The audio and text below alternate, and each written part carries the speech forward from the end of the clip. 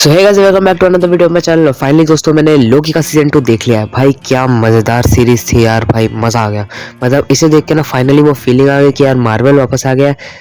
लेकिन जिस दिन इसका फिनाले आया उसी दिन द मार्वल्स भी आई थी। तो खैर, बुरी बातों पे बात करने से पहले ये वीडियो क्यों लेट आई है, इसके पीछे मैंने 3 रीजंस निचोड़ के निकाले। सबसे पहली बात तो जो है, मैंने सारे एपिसोड्स हफ्ते भर हफ्ते नहीं देखे थे। बेसिकली मैंने प्लान किया था कि जब सारे एपिसोड्स आ जाएंगे तब मैं एक साथ बिंज वॉच करूंगा, तो उसकी वजह से थोड़ा लेट हो गया। फिर उसके बाद तो फिर जब टाइगर 3 आ गई और फिर उसके बाद बहुत सारे अलग अलग मूवीज़ आ गई, उनके ट्रेलर्स आ गए, तो मैं भी काफ़ी कंफ्यूज हो गया था किससे पे पहले वीडियो बनानी है। तो ये वीडियो मैंने रोक दी थी। एंड देन उसके बाद तीसरा रीज़न तो ये था कि जब मुझे टाइम मिला तब मुझे टाइम नहीं मिला, जब मुझे टाइम नहीं मिला तब मुझे टाइम नहीं मिला, तो मैं रिकॉर्ड नहीं कर पाया। और हाँ, ये मैं दूसरी बार रिकॉर्ड कर रहा हूँ बिकॉज पिछली रिकॉर्डिंग में काफ़ी सारे प्रॉब्लम्स थे, मतलब बहुत सारी चीज़ें हुई थी। वैसे एक एडवांटेज भी मिला है कि क्योंकि हम पर लेट आए हैं, तो जैसे जो इंटरनेट पे नई नई थ्योरीज घूम रही थी उनके ऊपर भी अच्छा आराम से डिस्कस कर पाएंगे। खैर, तो क्योंकि आज की वीडियो बहुत ज़्यादा इंपॉर्टेंट होने वाली है, क्योंकि आज हम डिस्कस करने वाले लोकी सीजन 2 में क्या हुआ, इसकी एंडिंग कैसे हुई, लोकी का फ्यूचर क्या है, लोकी ने एंड में टाइमलाइंस को कैसे पकड़ा, उसे ट्री में क्यों शेप किया, कैसे शेप किया, मल्टीवर्स में खतरा जो है वो अभी टल गया है या और ज़्यादा बढ़ गया है, क्या कैंग वापस आ सकता है, टाइमलाइंस और मल्टीवर्स के बीच में आखिर का डिफरेंस क्या है, और क्या डॉक्टर डूम जो है कैंग को रिप्लेस करने वाला है। और ऐसी बहुत सारी डिफरेंट सॉर्ट्स ऑफ चीज़ों के ऊपर हम लोग बात करेंगे आज की इस वीडियो में, क्योंकि काफ़ी इंटरेस्टिंग टॉपिक भी है, मुझे भी पता है। सो या भाई, इंट्रो के साथ चलिए शुरू करते हैं जल्दी से जल्दी आज की इस धमाकेदार वीडियो को।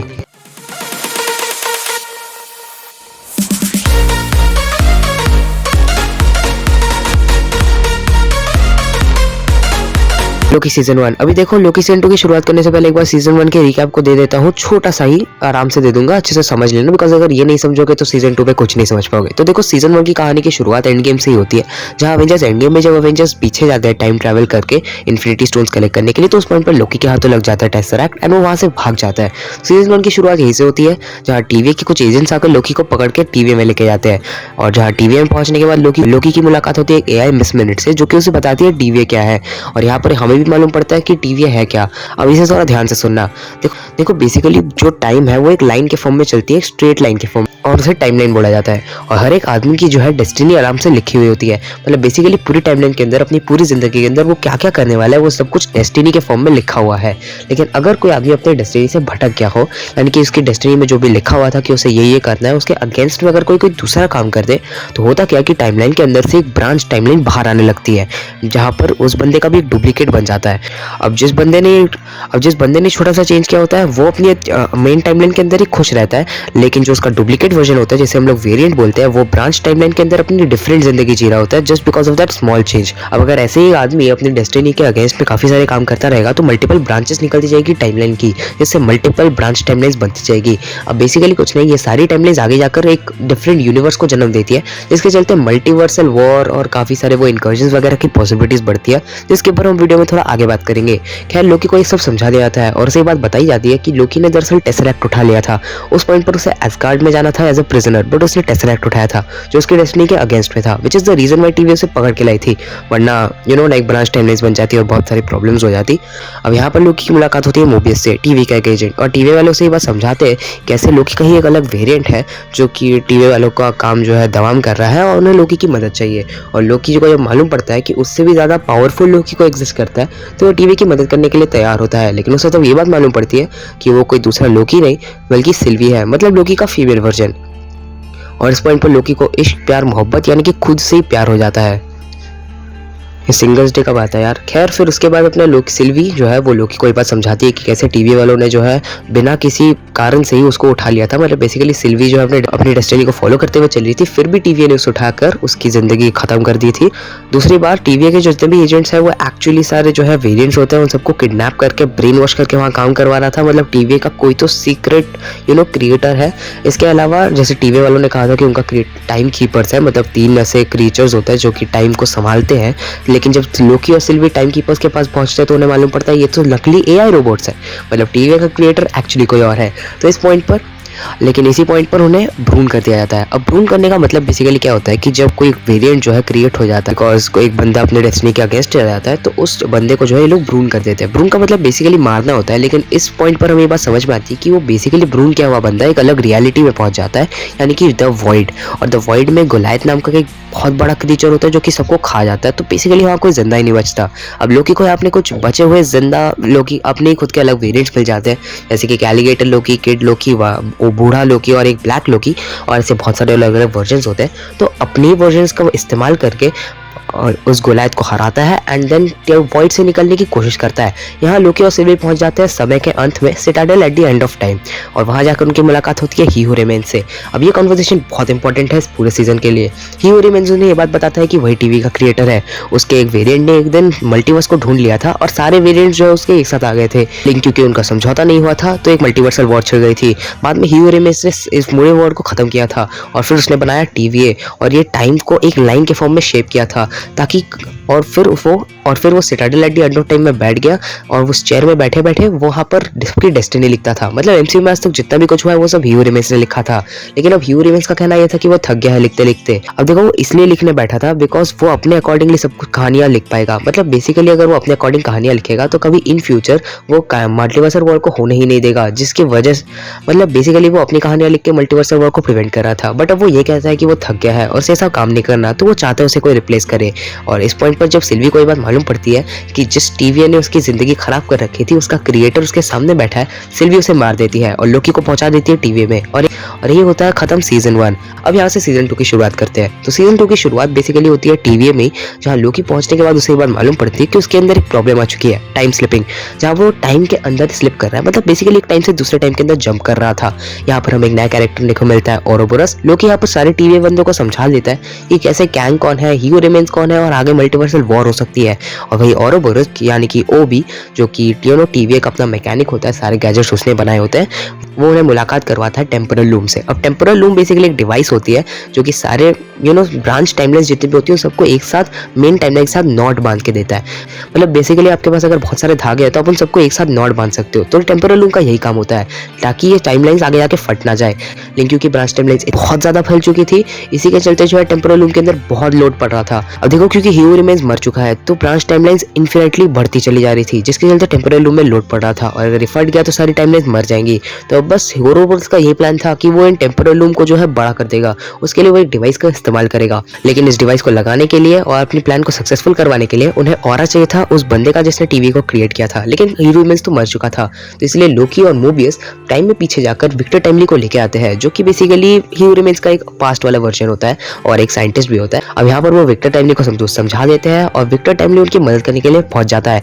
लेकिन जैसे ही वो लोग टेम्पोरल लूम को फिक्स करने जाते हैं, टेम्पोरल लूम फट चुका होता है। दे वर टू लेट एंड सभी लोग जो है, क्योंकि वेरिएंट्स होते हैं, मतलब सारे टीवी के एजेंट्स बेसिकली वेरिएंट्स ही होते हैं, अपने अपने टाइमलाइंस में वापस चले जाते हैं और अपनी जिंदगी नॉर्मली जीते हैं। इनफैक्ट उनकी सारी मेमोरीज भी वाइप हो चुकी होती है, सिवाय लोकी जो कि टीवी में ही रह जाता है। और बेसिकली क्योंकि लोकी टाइम स्लिप कर सकता था, मतलब उसकी प्रॉब्लम फिर शुरू हो गई थी, तो वो टाइम स्लिप करके करके दूसरे टाइमलाइंस में जा रहा था, अपने दोस्तों को इकट्ठा करता है, वापस टीवी में लेके आता है, सबको अपनी कहानी सुनाता है किस प्रकार से जो है टाइमलाइन फटने वाली है और टेम्पोरल लूम का खतरा है।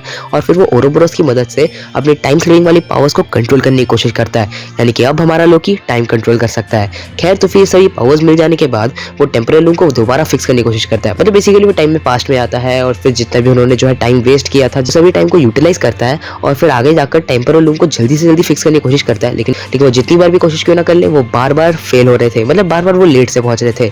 इसके बाद फिर लोकी को ये बात समझ में आती है कि उसे कुछ करना पड़ेगा, तो वो सेंचुरीज लगा देता है पूरी क्वांटम फिजिक्स को समझने में। As a science student I can understand. खैर फिर उसके बाद अपना लोकी क्या करता है, उसे ये बात मालूम पड़ती है कि वो चाहे कुछ भी क्यों ना कर ले ये नहीं हो सकता। तो वो क्या करता है, सीधा सीधा टाइम में पीछे उस टाइम पर चला जाता है जब सिल्वी ही हू रिमेन्स को मारने वाली होती है, और वो उस पॉइंट पर सिल्वी को रोकने की कोशिश करता है। बिकॉज अगर सिल्वी उसे नहीं मारेगी तो टाइमलाइन बिगड़ेगी ही नहीं। लेकिन जितनी बार भी वो कोशिश कर ले, सिल्वी के हाथों ही हू रिमेन्स का मर्डर बार बार हो रहा था। और फिर इसके बाद लोकी फाइनली ही हू रिमेन्स से बात करने जाता है और फिर उसे समझाता है कि यार तुम्हें तो मालूम ही है कि अगर इसने तुम्हें मार दिया तो टाइमलाइन बिगड़ जाएगी, तो तुम क्यों उसे नहीं रोक लेते। तब हमें मालूम पड़ता है ही हू रिमेन्स का असली प्लान बेसिकली वही इस सबके पीछे का मास्टरमाइंड था। जितनी भी चीजें आज तक लोकी सीजन 2 में हुई थी, सीजन 1 में हुई थी, वो सब चीजें उसने लिखी थी। उसने लिखा था कि उसकी मौत सिल्वी के हाथों होगी, टाइमलाइन रप्चर हो जाएगी और लोकी वापस से उसके पास आएगा। और अब इस सब का एंड उसे नहीं पता है बिकॉज उसने लिखा भी नहीं होता है। अब यहाँ पर लोकी क्योंकि इतने समय से जो है क्वांटम मैकेनिक्स पढ़ रहा था, पागलों की तरह। तो वहाँ पर उसको बगल में एक बोर्ड देखने को मिलता है जहाँ पर एक इक्वेशन लिखा होता है और वो समझ जाता है कि उसे क्या करना है। वो टाइम में वापस आगे आता है और फिर जिस पॉइंट पर वो टाइम टेम्पोरल लूम को फिक्स करने होते हैं वो वहाँ खुद पहुंच जाता है टेम्पोरल लूम फिक्स करने और अपना ग्लोरियस पर्पस कंप्लीट करता है।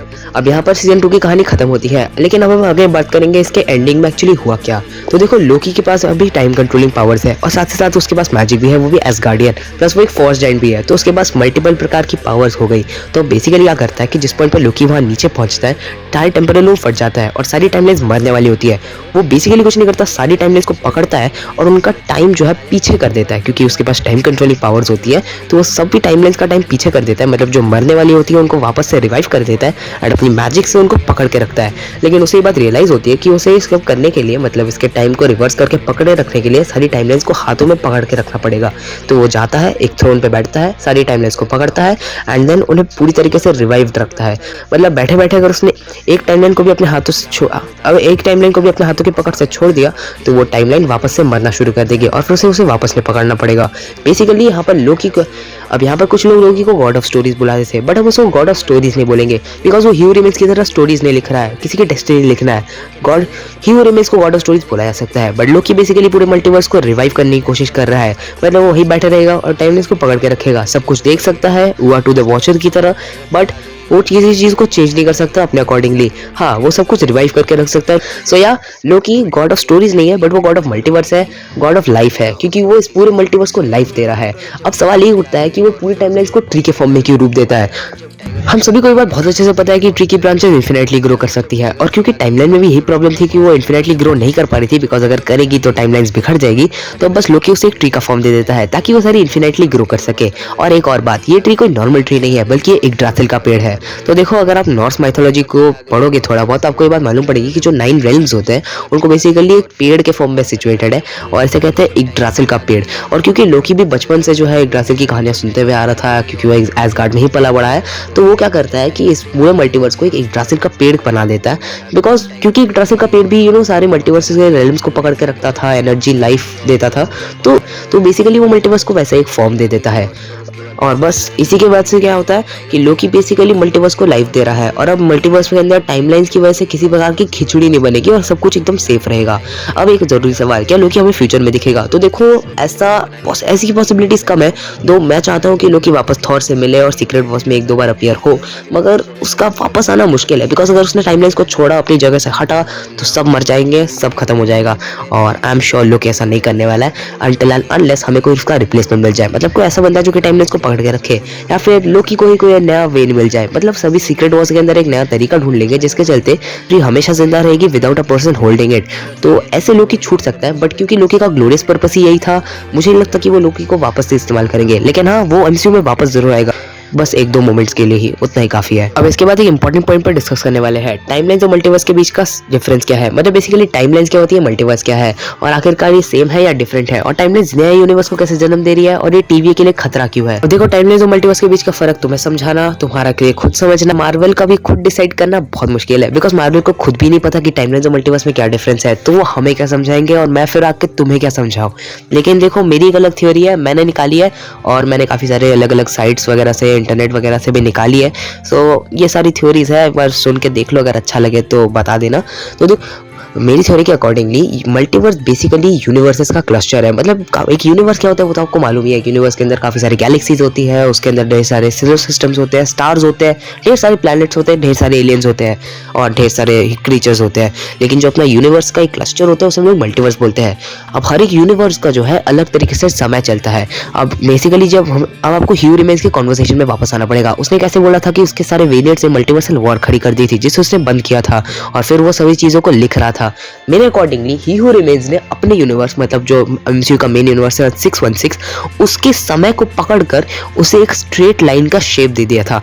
मतलब बेसिकली जो टाइमलाइन का कॉन्सेप्ट है ये सिर्फ 616 में एग्जिस्ट करता है, और बाकी और किसी भी दूसरे यूनिवर्स में एग्जिस्ट नहीं करता। इस टाइमलाइन को बनाया ही ह्यू रिमेन्स ने है, ताकि टाइम जो है एक स्ट्रेट फ्लो में चलेगा, टाइम को कंट्रोल किया जाएगा, एंड लास्टली कभी भी मल्टीवर्सल वॉर नहीं होगा। अब जब ये 616 की टाइमलाइन से और भी काफी सारी ब्रांच टाइमलाइंस निकलना शुरू होती है तो होता क्या है कि 616 के ही और डुप्लीकेट्स बनना शुरू हो जाते हैं। मतलब जैसा मैंने आपको पहले समझाया था ना कि टाइमलाइन में से ब्रांच टाइमलाइन निकलती है तो ब्रांच टाइमलाइन इस टाइमलाइन का डुप्लीकेट होता है, वही ब्रांच टाइमलाइन आगे जाकर एक नए यूनिवर्स को जन्म देती है जो कि पिछले वाले का मतलब 616 का डुप्लीकेट होता है।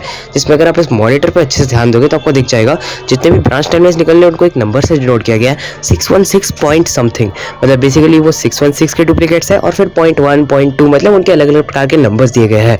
तो इसी प्रकार से जो है चीजें चलती है। अब ये खतरा कैसे हुआ ये भी बहुत ज्यादा सिंपल है। देखो मल्टीवर्स के अंदर सारे यूनिवर्सेस एक साथ तो फिट नहीं हो सकते, मतलब मल्टीवर्स की भी अपनी खुद की एक जगह है यार। तो अगर काफी सारे यूनिवर्सेस बनना शुरू हो जाएंगे, 616 के बहुत सारे डुप्लीकेट्स आ जाएंगे तो कहीं ना कहीं मल्टीवर्स के अंदर जगह नहीं रहेगी। इसके चलते क्या होगा, यूनिवर्सेस के बीच में कोलिजन्स होंगे, जिसे मार्वल कॉमिक्स में इनकर्शंस का नाम दिया गया है। और इनकर्शंस हिंटेड भी था अपने doctor strange the multiverse of madness के अंदर। सो हो सकता है हमें फ्यूचर में यही केन सिखाया जाए।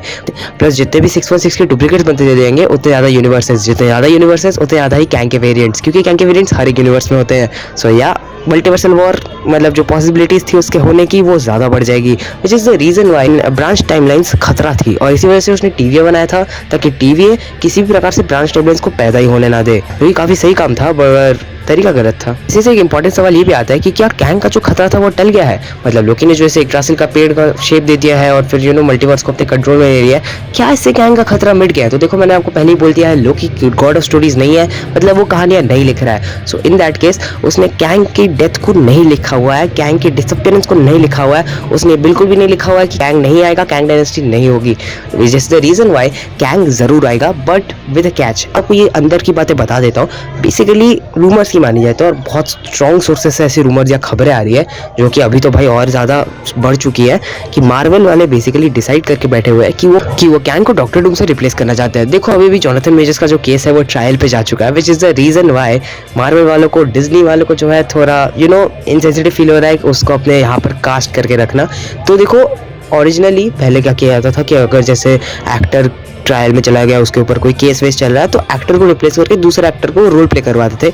मार्वल वालों ने क्या सोचा कि वो कैंग को ही पूरी तरीके से मिटा देंगे और डॉक्टर डूम को इस मल्टीवर्सल सागा का मेन विलन बनाएंगे। और कैंग डायनेस्टी का भी ये लोग नाम बदलने के लिए रेडी है ऑलरेडी, ऐसी बहुत सारी खबरें आ रही है। अब देखो जैसे मैंने आपको पहले भी बोला, लोकी गॉड ऑफ स्टोरीज नहीं है तो वो कैंग की एक्सिस्टेंस को नहीं मिटा सकता, बट अगर मार्वल वाले चाहे तो वो कुछ ना कुछ तिकड़म लगा के ऐसा दिखा सकते हैं कि लोकी ने कहीं ना कहीं यग्drasil का पेड़ बना के मल्टीवर्स को कंट्रोल में रख के कैंग का सर्वनाश कर दिया। मतलब इन फ्यूचर कैंग दिखेगा ही नहीं। और क्योंकि उनकी आगे मूवी जो है वो डेडपूल है, डेडपूल 3 के साथ वो लोग मल्टीवर्स का कचरा साफ कर देंगे और उसके बाद जैसे ही फैंटास्टिक 4 आएगी उसके अंदर वो लोग डॉक्टर डूम को दिखा के उसे ही अपना बिग बैड बना देंगे। अब देखो इससे मार्वल फैंस और ज्यादा कंफ्यूज और गुस्सा में भी हो सकते हैं, बिकॉज इतने टाइम से वो लोग कैंग को सेटअप कर रहे थे, अचानक डॉक्टर डूम पे जाना। मेरे अकॉर्डिंगली कैंग को वो लोग कैंग डायनेस्टी तक रख सकते हैं, वहाँ कैंग काउंसिल से फाइट करवा सकते हैं एंड देन उसके बाद डॉक्टर डूम, बियॉन्डर और अल्ट्रॉन जैसे विलन्स को वापस या फिर रिटर्न या फिर इंट्रोड्यूस करवा के उन्हें वो लोग सीक्रेट इन्वेजन के लिए रख सकते हैं विद कैंग। अब कैंग को वो लोग रखना है तो रख सकते हैं, नहीं भी रख सकते हैं। खैर वैसे मैं चाहूँगा कि कैंग रहे, बिकॉज इतना टाइम से सेटअप जब हो ही गया है तब वापस से चेंज करना बहुत मुश्किल होगा। बाकी आप लोग बताइए भाई आप लोग के ओपिनियंस क्या है। तो देखो आज की वीडियो यहीं पर ही खत्म करते हैं गाइस। तो आज की वीडियो में हमने डिस्कस किया कि लोकी सीजन 2 में क्या हुआ था, एंडिंग में क्या हुआ, लोकी का फ्यूचर क्या है, वापस आएगा या नहीं, बंदे ने आखिरकार क्या किया, एंड फाइनली कैंग आएगा या नहीं, और टाइमलाइन और मल्टीवर्स के बीच में क्या डिफरेंस है। एंड आई होप आप लोगों को वीडियो पसंद आई होगी। भाई ये वीडियो दूसरी बार रिकॉर्ड कर रहा हूँ, सो मेहनत तो भाई लगी है, प्लस काफी लेट है बट स्टिल मैंने लाने की कोशिश की। तो वीडियो को लाइक करना, चैनल को सब्सक्राइब करना, बेल आइकन को जरूर दबाना और अपने दोस्तों से शेयर जरूर करना। और अगर आपको कोई अलग थ्योरी मिल रही है तो उसको कमेंट भी जरूर कर देना। मैं मिलता हूँ आपसे अगली वीडियो में। Good bye.